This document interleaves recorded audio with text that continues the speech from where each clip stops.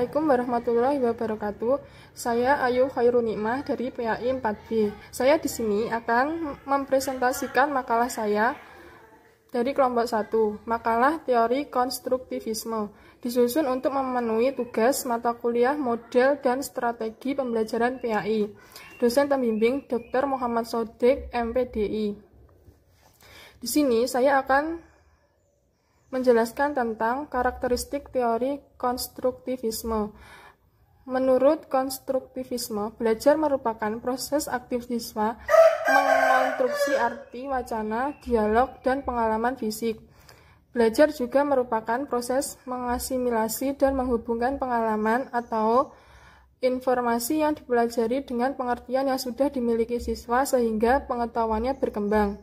Karakteristik konstruktivisme ada 6. 1. Belajar berarti membentuk makna.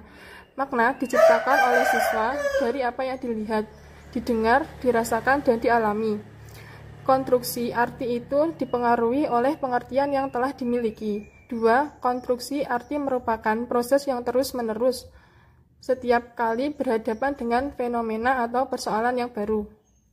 Siswa akan mengadakan rekonstruksi. 3. Belajar bukanlah kegiatan mengumpulkan fakta, melainkan suatu proses pengembangan pemikiran dengan membentuk suatu pengertian yang baru. Belajar bukanlah suatu hasil perkembangan, melainkan perkembangan itu sendiri yang menuntut penemuan dan pengaturan kembali pemikiran seseorang.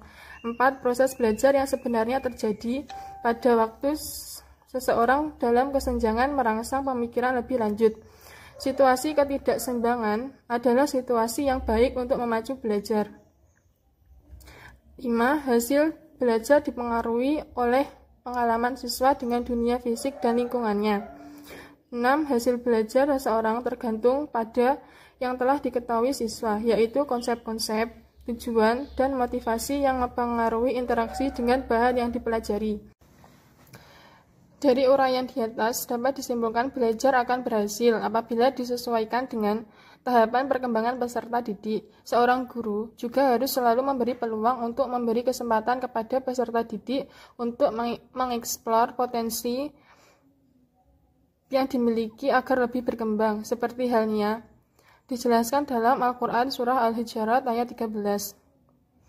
Ayat di atas memberikan gambaran karakteristik manusia yang berbeda-beda. Perbedaan karakteristik manusia tersebut juga berlaku di pendidikan, terutama peserta didik sebagai input atau masukan.